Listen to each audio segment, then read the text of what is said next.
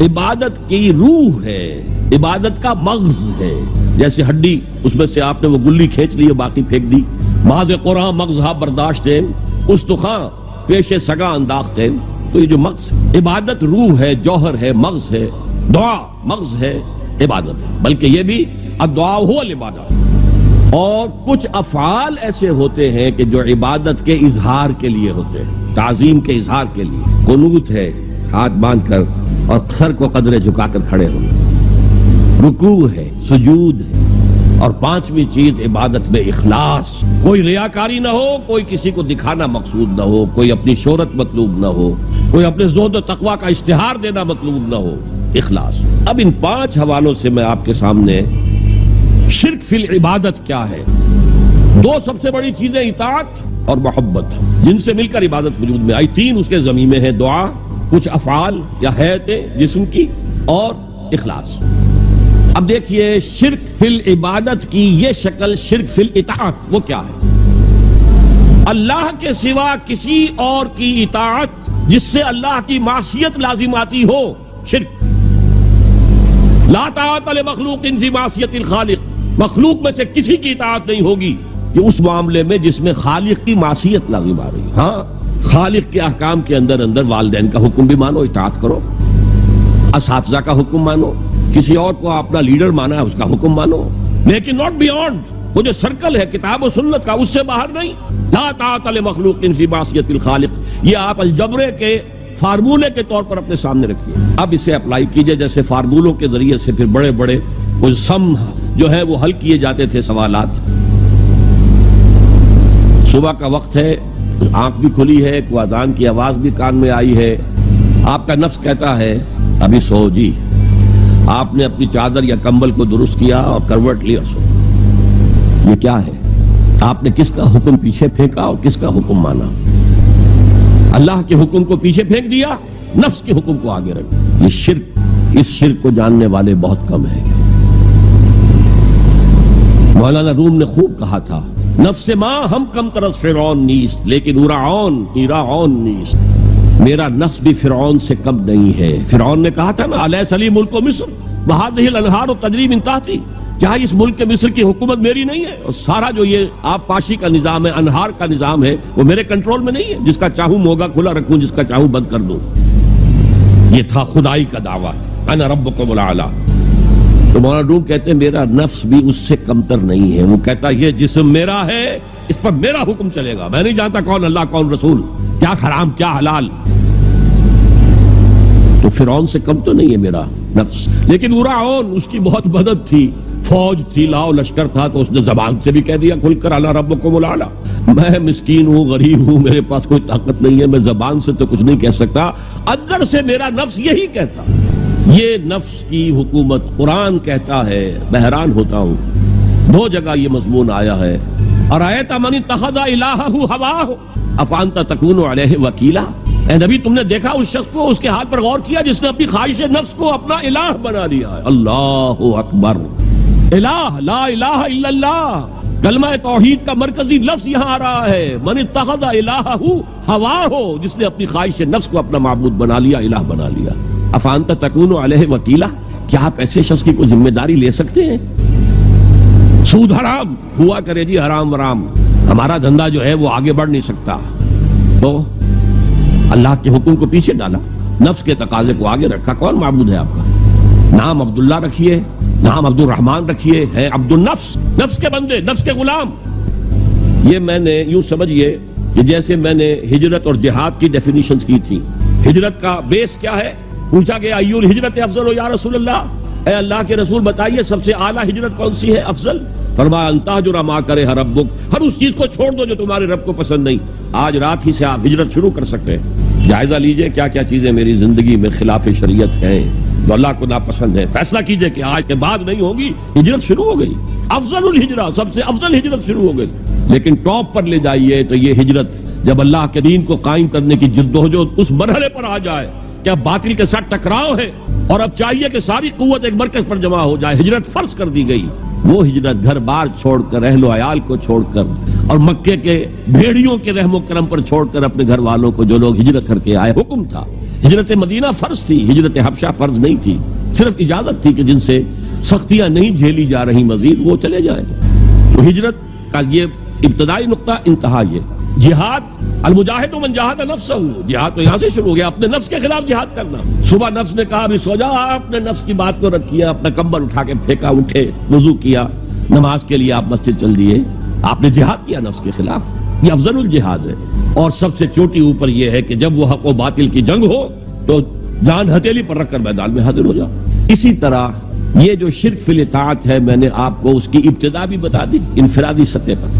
افرأیت من اتخذ الہہ ہواہ افانت تکون علیہ وکیلا، کیا تم نے غور کیا اس شخص کی حالت پر جس نے اپنی خواہش نفس کو اپنا معبود بنا لیا، الہ بنا لیا، کہہ رہا ہے لا الہ الا اللہ، لا الہ الا اللہ، لیکن الہ تو اس کا نفس ہے۔ اب اس کو انتہا پر لے جائیے۔ عہد حاضر کا سب سے بڑا شرک عوامی حاکمیت کا تصور ہے، حاکم اللہ کے سوا کوئی نہیں، ان الحکم الا للہ۔ ظاہر بات ہے فرعون نے اگر دعویٰ کیا تھا میں تمہارا خدا ہوں، انا ربکم الاعلی، تو کیا اس کا مطلب یہ تھا کائنات میں نے پیدا کی ہے، تمہیں میں نے پیدا کیا؟ ذرا سوچئے، کیا وہ بزرگ موجود نہیں ہوں گے جنہوں نے اسے دیکھا ہو کہ آج اس کی ولادت ہوئی تھی، کل اس کی کوئی اور سیری بنی ہوئی تھی؟ یہ کیسے دعویٰ کیا تھا؟ میرا حکم چلے گا، میں نہیں جانتا، الیس لی ملک مصر کی حکومت میری ہے کہ نہیں؟ یہ دعویٰ تھا، یہ خدائی کا دعویٰ۔ کسی زمانے میں وہ فرد ہوتے تھے، نمرود ہوتے تھے، نماردہ، فراعنہ۔ جمال عبد الناصر نے نعرہ لگایا تھا نحن ابناء الفراعنہ، بڑے فخر کے ساتھ ہم فرعونوں کی اولاد ہیں۔ اور صدام نے لگایا تھا نعرہ نحن ابناء النماردہ، ہم نمرودوں کی اولاد ہیں۔ عراق کے بادشاہوں کا لقب نمرود تھا، اور مصر کے بادشاہ فرعونہ تھے، فرعون تھے۔ زمانے کا جب ارتقاء ہوا ہے اور اس میں فیصلہ کن کام جو ہے وہ حضور نے صلی اللہ علیہ وسلم، جب حضور کی حیات طیبہ کے بعد خلافت انفرادی سے اجتماعی ہو گئی۔ جب تک نبوت جاری تھی نبی ہی خلیفہ ہوتا تھا اللہ کا، اس کی ہاٹ لائن اللہ کے ساتھ وحی کی لگی ہوئی ہے، ادھر سے حکم آتا ہے وہ امپلیمنٹ کرتا ہے، جہاں اس کا حکم نہیں ہے وہ اپنا بیسٹ ججمنٹ استعمال کر کے فیصلہ کرتا ہے۔ یہی ہے وائس جرنسی، یہی ہے خلافت، ایسنس آف خلافت یہی ہے۔ جیسے وائس رائے دلی میں ہوتا تھا، ہمارا بادشاہ یا ملکہ تو انگلستان میں ہوتے تھے، اب جو ہز میجسٹیز گورنمنٹ یا ہر میجسٹیز گورنمنٹ سے حکم آیا، وائس رائے اس میں کوئی تغیر و تبدل نہیں کر سکتا، he has to implement it as such. جہاں کوئی حکم نہیں ہے تو وہ مقام پر بیٹھا ہے، آن دی اسپاٹ ہے، حالات کو دیکھے اور جو مملکت اور کنگڈم کی مصلحت میں سب سے بہتر نظر آئے وہ فیصلہ کر لے۔ لیکن حضور پر نبوت ختم تو خلافت کلیکٹیو ہو گئی، خلافت المسلمین، اگرچہ شروع میں امیر المومنین کہا جاتا تھا، کچھ عرصے کے بعد خلیفت المسلمین یہ اصطلاح جو ہے وہ عام ہوئی۔ اسی طرح انفرادی ملوکیت کی بجائے اجتماعی ملوکیت کا تصور جو ہے شیطان نے پٹی پڑھائی۔ ابلیس کی مجلس شورا جو اقبال کی بڑی ہی یوں سمجھیے کہ اہم ترین نظموں میں سے ہے، امت مسلمہ کے نام پیغام پر مشتمل وہ نظم جو ہے، اور وہ ان کے آخری ایام کی ہے، اور وہ ان کی زندگی میں چھپی بھی نہیں تھی، ارمغان حجاز ان کے انتقال کے بعد چھپی ہے، جس میں آخری جو کلام تھا فارسی اور اردو دونوں کا جمع کر دیا گیا، ورنہ اس سے پہلے فارسی علیحدہ چھپتی تھی کتابیں، اردو کی علیحدہ، لیکن اب اتنا کم تھا کہ ان کے لیے علیحدہ کتابیں شائع کرنا مناسب نہیں سمجھا گیا۔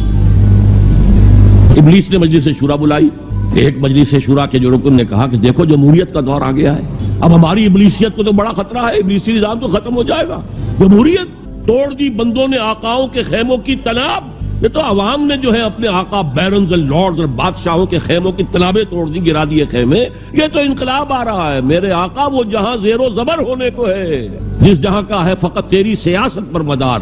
ابلیس کیا کہتا ہے بڑے ٹھنڈے انداز میں، ہم نے خود شاہی کو پہنایا ہے جمہوری لباس، جب ذرا آدم ہوا ہے خود شناس و خود نگر۔ آج آدمی میں ایک سیلف امپورٹنس پیدا ہو چکی ہے۔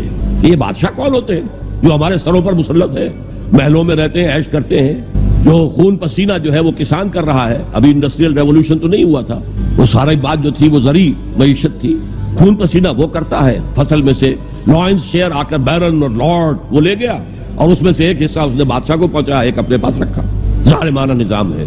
تو ہم نے دیکھا کہ انسانوں میں کچھ شعور پیدا ہو گیا، خود شعوری، تو ہم نے ملوکیت کو ڈھال دیا نئے سانچے میں، ہم نے خود شاہی کو پہنایا ہے جمہوری لباس۔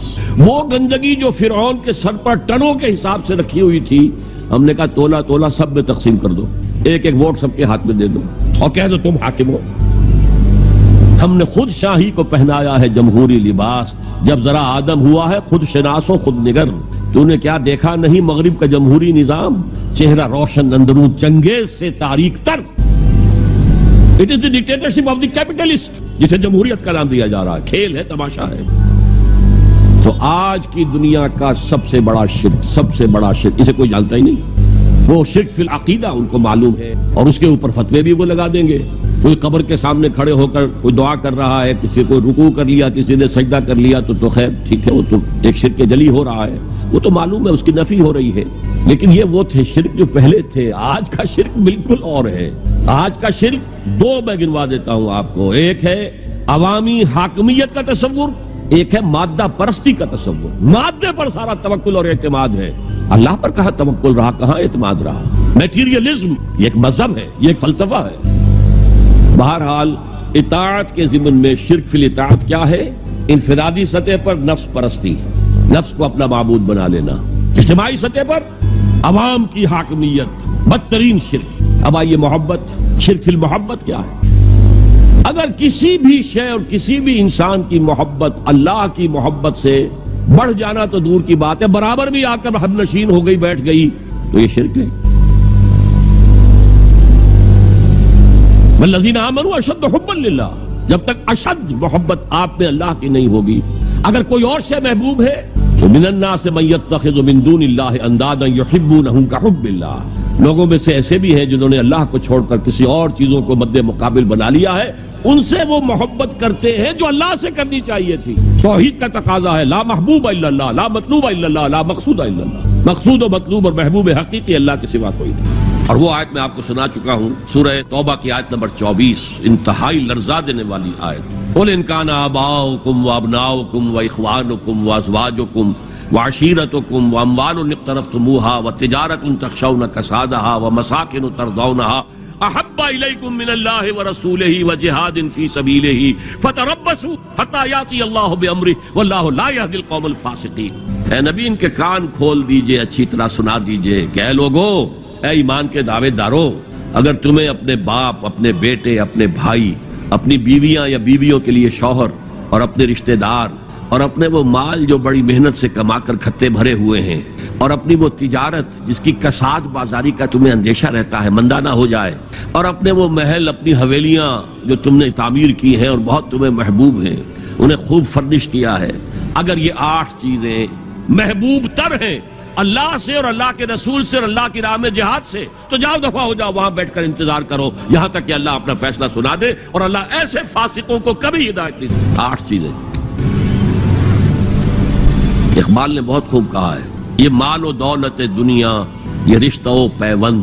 5 قریب ترین رشتے آ گئے، باپ، بیٹا، بھائی، زوجین اور رشتہ دار. رشتہ و پیوند یہ جوڑنے والا.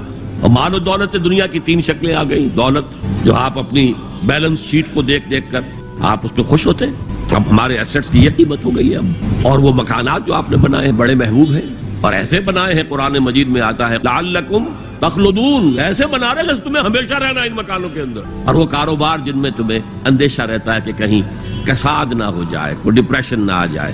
یہ 8 چیزیں، یہ مال و دولت دنیا 3، یہ رشتہ و پیوند. بتان وہم و گما لا الہ الا اللہ، یہ سب وہم و گمان کے بت ہیں جن کی پرستش میں تم لگے ہوئے. ان سب کی پرستش چھوڑو تو لا الہ الا اللہ کا حق ادا ہو. اب اس اصول کو بھی اپلائی کرنا شروع کیجئے. آئیے انڈیویجول لیول پر. دولت کی محبت، اگر آپ کو دولت کی محبت آمادہ کرتی ہے کہ اللہ کے حدود کو پامال کریں، حرام ذرائع استعمال کریں، دولت آنی چاہیے، حلال سے ہو، حرام سے ہو، جائز ہو، ناجائز سے ہو، بائی ہوک اور بائی کروک دولت آنی چاہیے، تو آپ کی محبوب حقیقی کون ہوئی؟ دولت. یہ دولت آپ کی معبود ہے. کون بڑے سے بڑا موحد اس شرک کا احساس رکھتا ہے؟ اور حضور نے اس قدر کلیئر فرمایا ہے، تعس عبد الدینار و عبد الدرہم، ہلاک ہو گیا یا ہلاک ہو جائے.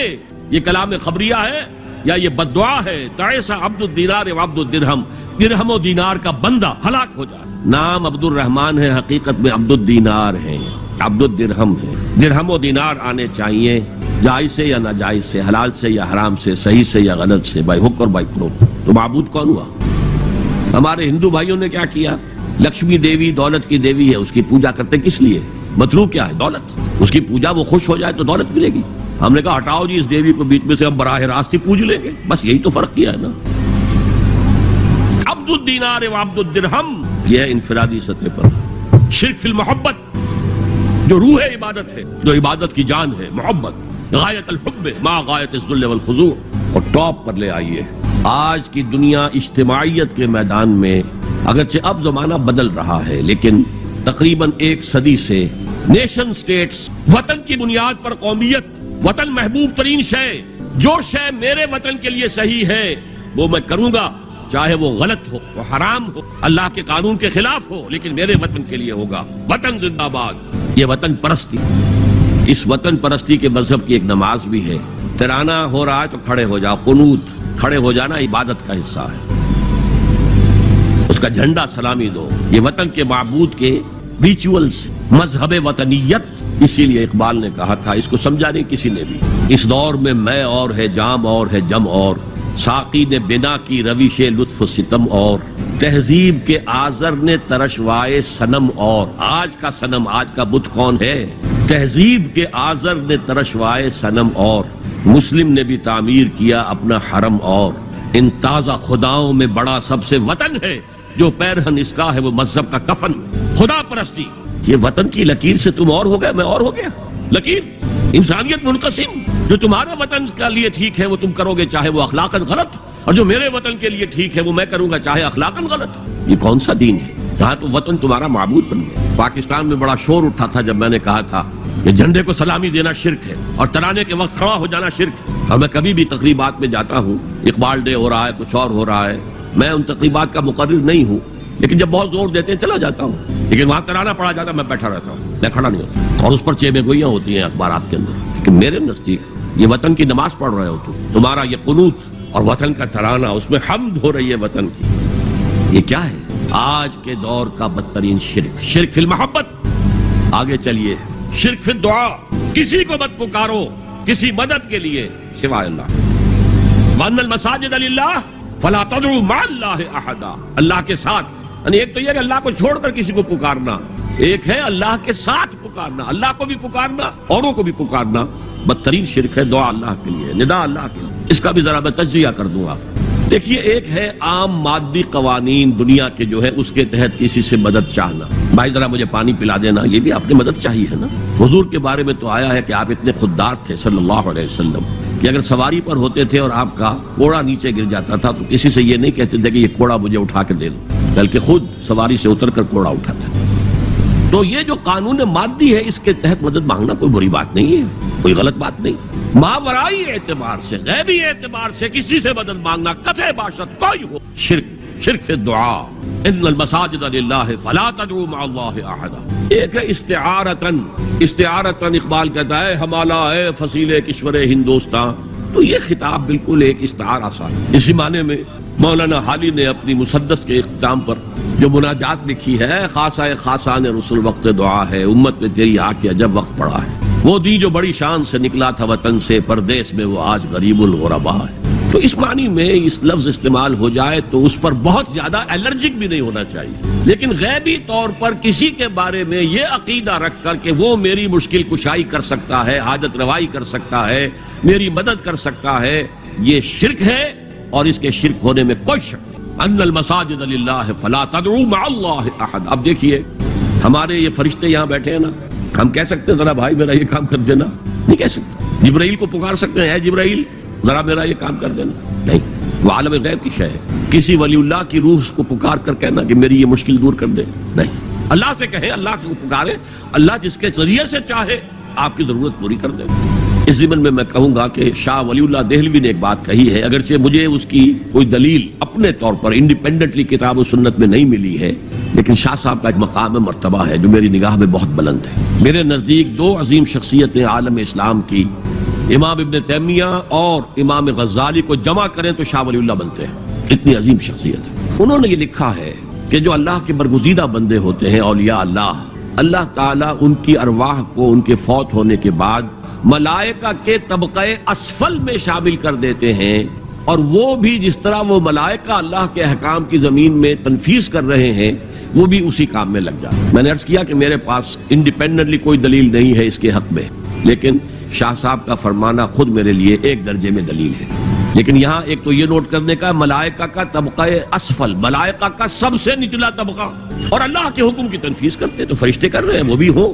ہمیں سے کیا غرض ہے؟ ہم نہ فرشتے کو پکار سکتے ہیں اور نہ کسی ولی اللہ کو پکارو اللہ کو. قال ربکم ادعونی استجب لکم ان الذین یستکبرون عن عبادتی سیدخلون جہنم داخرین. تمہارا رب کہتا ہے مجھے پکارو، مجھ سے مانگو، میں تمہیں دوں گا، تمہاری دعا سنوں گا، قبول کروں گا. اور جو بربنائے تکبر مجھ سے نہیں مانگتے وہ جہنم میں داخل ہوں گے، ذلیل و خوار ہو. حضور نے ایک بات مجھے متن یاد نہیں ہے، بہت پیاری فرمائی.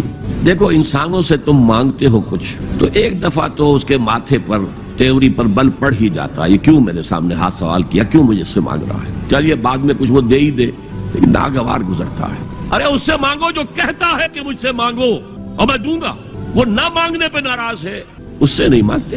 رات کے آخری ساعتوں میں، یا جسے آپ کہتے ہیں the small hours of the morning، حدیث میں آتا اللہ نزول اجلال فرماتے، جس کو ہم نہیں جانتے کیسے نزول ہوتا ہے. ذات باری تعالیٰ اس کے متعلقات کے بارے میں جو بات آ گئی قرآن میں حدیث میں وہ ہم مانتے ہیں. کیسا یہ ہم نہیں جانتے، اس کا ہاتھ ہے کیسا ہے ہم نہیں جانتے، اس کا چہرہ ہے کیسا ہے ہم نہیں جانتے، اس کی ساق ہے، اس کی پنڈلی ہے کیسی ہے ہم نہیں جانتے، وہ سنتا ہے کیسے سنتا ہے ہم نہیں جانتے، کیا اس کے کان ہیں، کیا اسے بھی ساؤنڈ ویوز کی ضرورت ہے سننے کے لیے، وہ دیکھتا ہے کیسے دیکھتا ہے ہم نہیں جانتے، وہ اترتا ہے کیسے اترتا ہے ہم نہیں جانتے. جو قرآن میں آ گیا حدیث میں آ گیا مان لیجئے بس. باقی یہ متشابہات میں سے ہے، اس کی کھود کرید میں پڑو گے تو فتنے میں مبتلا ہو جاؤ. ابتغاء الفتنۃ وابتغاء تاویلہ. لہذا حدیث میں آتا ہے کہ رات کے آخری ساعتوں میں اللہ سمائے دنیا تک نزول فرماتے ہیں اور پھر ندا لگتی ہے حل من سائل فاعطیہ، ہے کوئی سوال کرنے والا مانگنے والا کہ میں اسے دوں.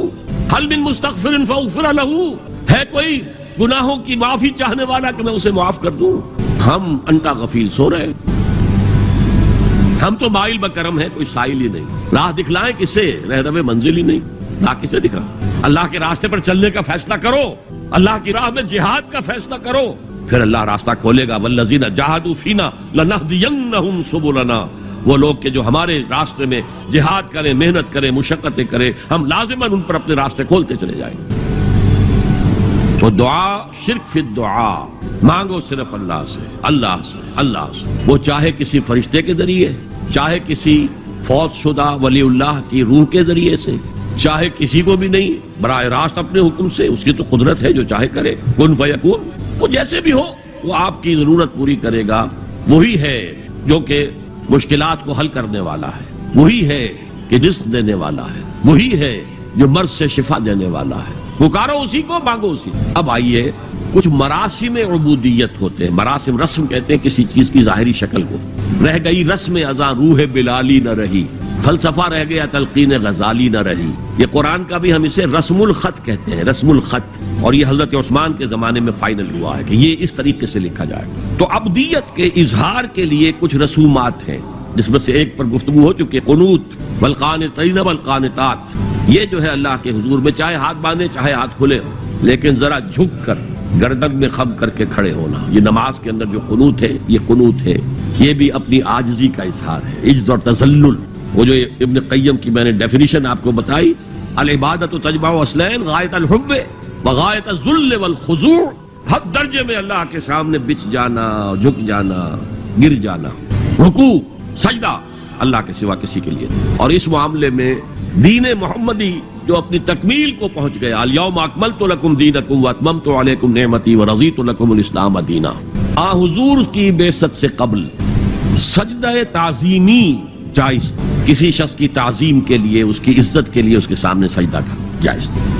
حضرت یوسف کے سامنے ان کے والدین اور 11 بھائی سجدے میں گر گئے. بچپن میں خواب دیکھا تھا اور 40-50 سال بعد اس کی تعبیر بالفعل ایک اس واقعے کے طور پر سامنے آ گئی. سجدہ کرنا، جھکنا، سجدہ کرنا یہ جائز تھا سجدہ تعظیمی. حضور پر شریعت مکمل، توحید مکمل، اب ہر نوع کا سجدہ حرام مطلق ہے سوائے اللہ کے. ہمارے مسلمانوں نے بھی اپنے دور ملوکیت میں سجدہ تعظیمی شروع کرا. عدالت کے اندر بادشاہ کے دربار میں جا رہے ہیں تو سجدہ، سر جھکا کر رکوع کی حالت میں. یا آپ کے پڑوس میں جو حیدرآباد کی ریاست تھی، سلام کیسے کرتے تھے، کتنے جھکتے تھے، اور پھر وہ جھک کر وہ سلام ہو رہے. یہ مشرکانہ فعل ہے. مغلیہ دربار میں بھی تھا. شیخ احمد سرہندی رحمۃ اللہ علیہ نے کہا غلط ہے، حرام ہے، جائز نہیں. دربار میں شکایت پہنچ گئی. آخر مخبری کرنے والے بھی تھے، حاسد بھی تھے، وَمِن شَرِّ حَاسِدٍ إِذَا حَسَدَ، طلبی ہو گئی، بلایا گیا دربار میں حاضری، اور ایسا اہتمام کیا گیا کہ جب حضرت مجدد آگے آئیں بادشاہ تک جانے کے لیے تو درمیان میں ایک دیوار سی حائل کر کے اس میں کھڑکی کھول دی کہ اس میں سے جھک کر گزریں گے نا تو رکوع کسی درجے میں تو ہو جائے گا. رکوع بھی سجدے ہی کی ایک شکل ہے، سجدے کا ہاف کہہ لیجیے، لیکن یہ کہ جب آیات سجدہ آتی ہے قرآن مجید میں تو عام نمازوں میں دیکھتا ہوں کہ وہ آیات سجدہ والی آیات پڑھی نہیں جاتی، حالانکہ ان کی ایک خاص کیفیت ہے. تراویح میں تو پڑھی جاتی ہے لیکن پہلے بتا دیتے ہیں کہ یہ دوسری رکعت میں یا پہلی رکعت میں سجدہ آ رہا ہے تو لوگ تیار ہوتے ہیں. رکوع بھی اگر فوراً ہو جائے آیت سجدہ کے بعد تو اس سے بھی اس سجدے کا حق ادا ہو جاتا ہے. بہرحال حضرت شیخ مجدد رحمت اللہ علیہ دربار میں آئے تو اس کھڑکی میں سے پہلے پاؤں گزارے، پھر اپنا سر نکالا، پھر جیل میں ڈال دیا گیا، کوئی پرواہ نہیں. حاضر ہوا میں شیخ مجدد کی لحد پر، وہ خاک کے ہے زیر فلک مطلع انوار، گردن نہ جھکی جس کی جہانگیر کے آگے، جس کے نفس گرم سے ہے گرمی احرار، وہ ہند میں سرمایہ ملت کا نگہباں، اللہ نے بر وقت کیا جس کو خبردار. دین الہی، دین محمدی کے خاتمے کا اعلان تھا. اب بڑے بڑے مولویوں نے یہ اکبر کو سبق پڑھایا تھا، بڑے مولوی، درباری مولوی، انہوں نے سبق پڑھایا تھا. اللہ کا ایک دن 1000 برس کا ہوتا ہے اور اللہ کا ہر معاملہ 1000 سال تک ہوتا ہے. اب 1000 سال ہو گئے محمد کی رسالت کو، ان کی رسالت کا دور ختم صلی اللہ علیہ وسلم. اب دوسرا 1000 سال، اسی لیے الف ثانی کہتے ہیں نا، الف ہزار کو کہتے ہیں الف ثانی. یہ دوسرا 1000واں سال جو شروع ہو گیا ہے اس میں ایک نئے دین کی ضرورت ہے، وہ دین اکبری ہے، دین الہی ہے. اور دین الہی کیا تھا؟ یہ ایک بہت بڑی سیاسی تدبیر تھی، اصل میں بہت بڑی سیاسی تدبیر، اور اس کا ظہور بعد میں بھی ہوا ہے ہندوستان کی سرزمین میں. وہ یہ کہ ہندوستان کی ترقی میں جو چیز سب سے بڑی رکاوٹ ہے وہ مذہبی اختلافات ہیں. لہذا ایسا کرو سارے مذاہب جو ہیں اسے ہاون دستے میں ڈالو، کوٹ کوٹ کے چورا چورا کر کے بناؤ صفوف، اور یہ مذہب سب کا ہو جائے تو مذہبی اختلافات ختم ہو جائیں گے. دوسری بات ان کی سمجھ میں یہ آ گئی کہ اصل میں اختلاف رسالت اور شریعت کی بنیاد پر ہوتے ہیں. لہذا دین الہی، بس خدا کو مانو، بس رسالت وغیرہ کو چھوڑو. خدا تو سب کا رب ہے، اسے آپ پرماتما کہہ لیں، مہادیو کہہ لیں، جو چاہے کہہ لیں، اللہ کہہ لیں، رام کہہ لیں، قُلِ اللَّهَ وَالرَّحْمَٰنُ أَيَّمَّا تَدْعُوا فَلَهُ الْأَسْمَاءُ الْحُسْنَىٰ. قرآن کہتا ہے تم اللہ کہہ کر پکار لو یا رحمان کہہ کر پکار لو، جس کو بھی تم پکار رہے ہو یہ جان لو کہ تمام اچھے نام اسی کے. یہ فلسفہ تھا بہت گہرا. وہ جاہل تھا، ان پڑھ تھا، لیکن بہت بڑا سیاستدان تھا اکبر، اس میں کوئی شک نہیں. لیکن یہ کہ اگر ایک حکومت، اور جو سب سے بڑا مغل اعظم جس کو کہتے ہیں، اس کے زمانے میں مسلمانان ہند جو ہیں سیاسی اعتبار سے اپنے عروج پر تھے، لیکن دینی اعتبار سے پاتال کا معاملہ آ گیا تھا کہ دین محمدی ختم. 1000 سال کا ایک دن ہے اور وہ ختم ہو چکا ہے. اللہ نے اٹھایا مجدد الفسانی رحمت اللہ علیہ اور ان کی درویشانہ مساعی کے ذریعے سے. اب دیکھیے اس زمانے میں تصوف کے ذریعے سے سب سے بڑا شرک آ رہا تھا. وحدت الوجود کی ایسی تعبیرات ہو رہی تھی جو ہماوست بن گئی تھی. ہماوست اور وحدت الوجود کے درمیان تو زمین آسمان کا فرق ہے. ہماوست میں کائنات حقیقی ہے، خدا اس میں حل ہو چکا ہے، اس کے اندر ظاہر ہو گیا. اور وحدت الوجود میں وجود حقیقی صرف اللہ کا، اس کائنات کا وجود کوئی ہے ہی نہیں حقیقت میں. لیکن یہ ختم ہو رہا تھا. تو اس پہلو سے مجدد الف ثانی کے مجدد اعظم کو اللہ نے کھڑا کیا. شیخ احمد حضرت عمر کی اولاد سے تھے، فاروقی تھے. شاہ ولی اللہ بھی فاروقی تھے. رگے فاروقیم کہتے ہیں شیخ احمد صلی اللہ علیہ وسلم، میری فاروقی رگ پھڑکتی ہے. اس کے نتیجے میں وہ دین الہی کا خاتمہ ہوا.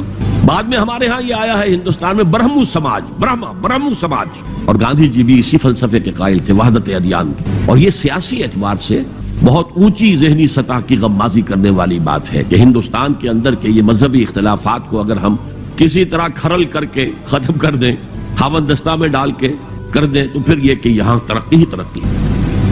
بہرحال سجدہ، گردن نہ جھکی جس کی جہانگیر کے آگے، جس کے نفس گرم سے ہے گرمی احرار، وہ ہند میں سرمایہ ملت کا نگہباں، اللہ نے بر وقت کیا جس کو خبردار. تو ہم نے شرک فی العبادت میں پہلے بات کی شرک فی الاطاعت. انفرادی سطح پر نفس معبود، اجتماعی سطح پر عوام کی حاکمیت، بدترین شرک اس دور کا، عظیم ترین شرک. اتنے بڑے پیمانے کا شرک کبھی نہیں ہوا دنیا میں. اس کے بعد شرک فی المحبت، مال کی محبت، عبد الدینار و عبد الدرہم. وطن کی محبت یا کسی اور شے کی محبت، اگر وہ اللہ کی محبت کے برابر بھی آ جائے، بڑھ جائے تو اور بھی بڑی بات کہنی پڑے گی، لیکن ہمارے پاس شرک سے اوپر کی اصطلاح کوئی نہیں۔ پھر شرک دعا، اللہ کے سوا کسی اور سے حاجت روائی کے لیے، مشکل کشائی کے لیے پکارنا کسی۔ پھر شرک فی المراسم العبودیہ، قنوت ہے، رکوع ہے، سجود ہے، یہ ذل والخضوع کی، کسی کے سامنے جھک جانے کی ایک علامت ہے، سمبل ہے۔ اب آخری ہے اس میں اخلاص، اور اخلاص کی ضد کیا ہے؟ ریاکاری۔ کوئی عبادت اگر دکھاوے کے لیے کی جائے وہ شرک، یہ شرک خفی کہلاتا ہے۔ مال کی محبت کا شرک بھی شرک خفی ہے، نفس کی اطاعت کا شرک بھی شرک خفی ہے، اور یہ سب سے خفی شرک ہے۔ حضور نے فرمایا صلی اللہ علیہ وسلم، من صلی یرائی فقد اشرکا ومن صام یرائی فقد اشرکا ومن تصدق یرائی فقد اشرکا۔ جس نے دکھانے کے لیے نماز پڑھی اس نے شرک کر لیا، جس نے دکھاوے کے لیے روزہ رکھا اس نے شرک کر لیا، جس نے دکھاوے کے لیے خیرات کی، صدقات دیے وہ شرک کر قد اشرکا۔ قد اشرکا یہ عربی کے مزاج سے واقفیت، تو فعل ماضی پر قد جو ہے تو وہ پرفیکٹ ٹینس بن جاتا ہے، کر چکا، وہ شرک میں ملوث ہو چکا۔ من صلی یرائی فقد اشرکا ومن صام یرائی فقد اشرکا ومن تصدق یرائی فقد اشرکا۔ اور تجزیہ کر کے یہاں تک بتایا کہ اگر کوئی شخص نماز پڑھ رہا ہو اور جب وہ یہ دیکھے کہ کوئی اسے دیکھ رہا ہے تو اپنے سجدے کو طویل کر دے تو یہ شرک ہے۔ فرض کیجئے 5 سیکنڈ کا سجدہ وہ کر رہا تھا، اب اس نے 7 سیکنڈ کا کیا ہے، یہ 2 سیکنڈ کس کے لیے ہے؟ اس ایک سجدے کے 2 مسجود ہو گئے، وہ 5 سیکنڈ کا سجدہ تو اللہ کے لیے، 2 اس کے لیے شرک ہو گئے۔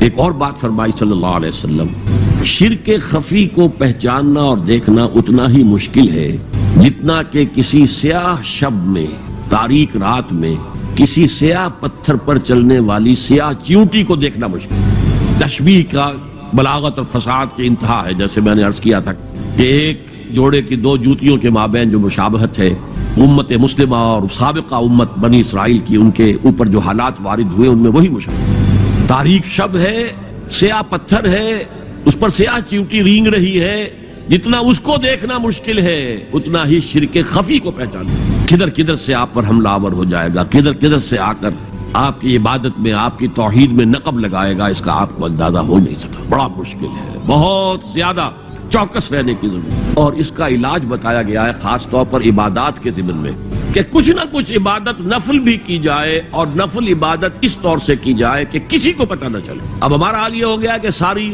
اگر کوئی عشاء کی 17 رکعتیں پڑھتا ہے، سب کی سب مسجد میں پڑھتا، حالانکہ صحابہ کے دور میں مسجد تھی فرائض کی ادائیگی کی، باقی جا کر نماز گھر میں پڑھو گے وہ افضل ہے۔ اور نوافل تو خاص طور پر اگر کسی کو تہجد کی توفیق ہو گئی ہے تو کسی نہ کسی طرح ڈھڈورا پیٹے گا، اسے جی کیا کریں، رات کو جاگنا ہوتا ہے تو طبیعت جو ہے بڑی بھاری رہتی ہے، ہو گیا اپنا ڈھڈورا پیٹ دیا، تو اس سے تو مرض اور 2 آتشا ہو جائے گا، ریاکاری اور بڑھ جائے گی۔ اسی طریقے سے صدقات نافلہ فرمایا ایسے دو کہ داہنا ہاتھ جو کچھ دے بائیں ہاتھ کو پتہ نہ چلے، کسی کو پتہ نہ چلے۔ اس سے وہ ریاکاری کی جڑیں کٹتی ہیں، ریاکاری کی جڑیں جو ہیں دل کے اندر سے کٹتی ہیں۔ یہ علاج ہے ریاکاری کا، لیکن ریاکاری شرک۔ اب میں آخری بات پر آ رہا ہوں، آپ نے سوچا ہوگا کہ اس تجزیے کے تحت تو ہر گناہ جو ہے ادنا سے ادنا گناہ بھی شرک ہے۔ فجر کی نماز کے وقت اگر اٹھ کے نہیں گئے اور چادر یا کمبل کو سیدھا کر کے لیٹ گئے تو یہ شرک ہے۔ پھر کون سے گناہ ہیں جو اللہ معاف کرے گا؟ یہ جو میں نے آیت آپ کو 2 دفعہ جو آئی ہے سورہ نساء میں سنائی، ان اللہ لا یغفر ان یشرک بہ ویغفر ما دون ذلک لمن یشاء، اللہ تعالیٰ اس کو تو ہرگز نہیں بخشے گا کہ اس کے ساتھ شرک کیا جائے، البتہ اس سے کم تر جس کو چاہے گا بخش دے۔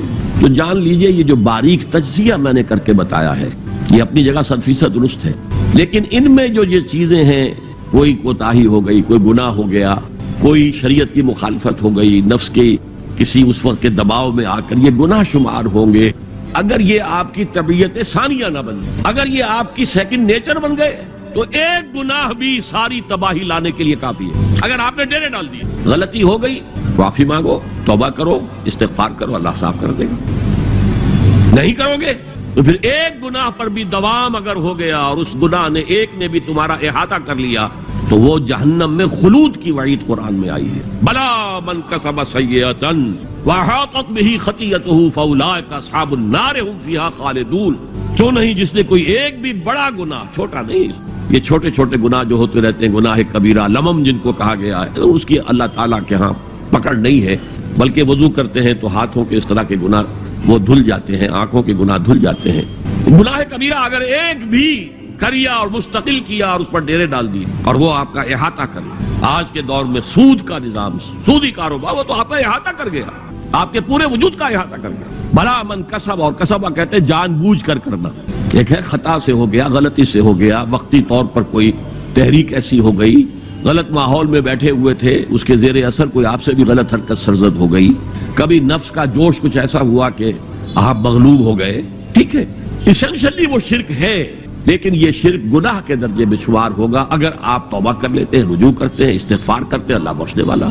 لیکن اگر ایک گناہ کبیرہ بھی جان بوجھ کر اختیار کر لیا اور اسے مستقل اپنی زندگی کے اندر شامل کر لیا، بلا من کسب سیئۃ واحاطت بہ خطیئتہ فاولئک اصحاب النار هم فیہا خالدون، تو وہ پھر جہنمی ہیں، آگ والے ہیں، اور اس میں ہمیشہ ہمیش کے لیے رہنے والے ہیں۔ شرک فی ذات کے ضمن میں نے عرض کیا تھا کہ سورہ اخلاص جامع ترین اس کی نفی پر ہے، اور شرک فی صفات کی کامل نفی پر آیت الکرسی ہے۔ آیت الکرسی ایک لمبی آیت، جیسے آیت البر ایک لمبی آیت تھی، اور اس کو حضور نے فرمایا ہے سیدۃ آیات القرآن، پورے قرآن مجید کی آیات کی سردار ہے، اور یہ شرک فی صفات کے ضمن میں یہ شمشیر قاطع ہے، شمشیر برہان ہے۔ اللہ لا الہ الا ہو الحی القیوم، یہ وہی ہے، قل هو اللہ احد اللہ الصمد الحی، اللہ زندہ ہے، لیکن اس کی زندگی کو اپنی زندگی پر قیاس نہ کرنا۔ تمہیں خوراک کی احتیاج ہے، اسے کوئی ضرورت نہیں۔ ما اريد منهم من رزق وما اريد ان يطعمون، مجھے کوئی احتیاج نہیں کہ مجھے کوئی رزق پہنچائیں، رزق دیں، مجھے کھلائیں، مجھے کوئی ضرورت نہیں۔ پھر تمہاری حیات نیند، اونگ، تھکان، ان تمام کمزوریوں کے ساتھ ہے، وہ الحی ہے، اپنی ذات میں خود زندہ ہے، حیات اس کی ذاتی ہے، کسی اور نے عطا نہیں کی ہے۔ ہماری تو مستعار ہے، عمر دراز مانگ کے لائے تھے، 4 دن 2 آرزو میں کٹ گئے، 2 انتظار میں۔ اور القیوم بقیہ پوری کائنات کے لیے وہی ہے، اس کو تھامے ہوئے ہے۔ لا تاخذہ سنۃ ولا نوم، الحی، حیات کامل، کہ اس کو نہ نیند آتی ہے نہ اونگ آتی۔ لہ ما فی السماوات و ما فی الارض، آسمان اور زمین میں جو کچھ ہے اسی کی ملکیت ہے۔ تم کسٹوڈینز ہو، تم امین ہو، این امانت چند روزہ نزدماس، در حقیقت مالک ہے ہر شے خداست، یہاں تک کہ یہ میرا جسم بھی میرے پاس امانت ہے۔ میں کون ہوں؟ میری خودی، میری انا، میری روح جو پوزیس کرتی ہے اس بدن کو، لیکن یہ پوزیشن ملکیت کا نہیں ہے، امانت کا ہے۔ یہ امانت، یہ ہاتھ بھی امانت ہے، میری زبان بھی امانت ہے، میری آنکھیں بھی امانت ہے۔ من ذا الذی یشفع عندہ الا باذنہ، یہ یہاں پر انداز بڑا پرجلال، کون ہے وہ جو شفاعت کر سکے اس کے دربار میں مگر اس کے اذن؟ کسی کا ذاتی، کسی کا زور، کسی کا اختیار۔